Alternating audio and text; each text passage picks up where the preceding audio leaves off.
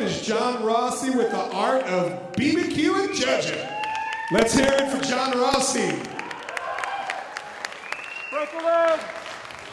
So you guys ever watch any of the movies with or videos with Snoop Dogg? I always got that joint microphone. Kind of wishing I had something like that right now.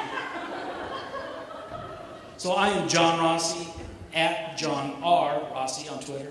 I'm a certified Kansas City barbecue judge, and we're going to be talking about barbecue tonight. So, as young children, we are introduced to barbecue, courtesy of Fred Flintstone.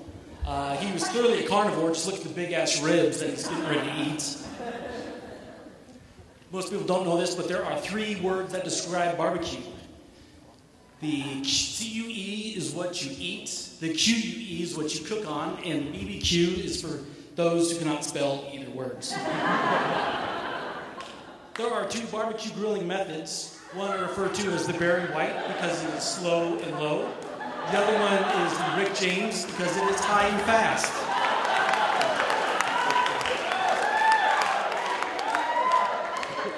There are 3 things you need to barbecue. Beer, preferably spillable and in a can, not bottles. You need your meat, and you need utensils, such as tongs, not thongs. What not to wear when you barbecue? Pretty simple. You don't want to wear a mullet. You don't want to be wearing frayed jean shorts, sleeveless muscle shirts, a Journey concert t-shirt, or beer guts that reminds people of how much you look like Ron Jeremy. When selecting your meats, you have chicken, you want to include a breast or a thigh, beef brisket, pork, shoulder for the pulled pork, and pork ribs. I'm a noob in case you don't know. So you can season your meat one of 2 ways. One is with a wet marinade, which is a liquid and dry spice mixture that you soak your meat in overnight. The other way is a dry rub, which the flavor stays on the outside when you cook.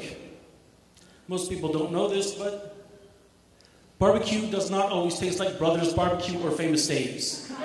The 3 common barbecue types in Denver are Texas, Kansas City, and Memphis style. Next is you want to determine how to serve your meat. Do you want it wet with all saucy sauce poured on it?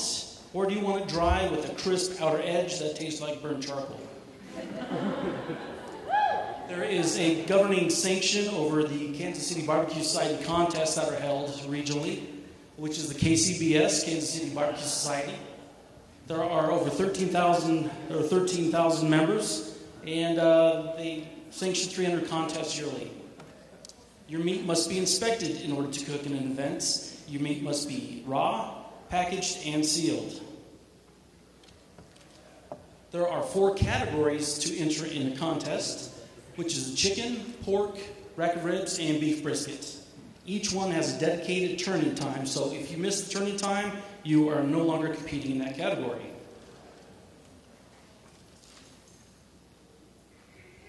You have to be a certified Kansas City barbecue judge to judge a sanctioned contest.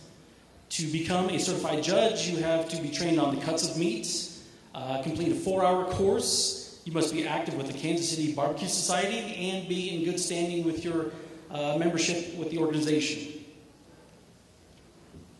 When you judge the meats, there are a few simple rules. Don't make faces. Be respectful. Do not consume alcohol beverages before or during, and no foreign mind-altering substances like meth.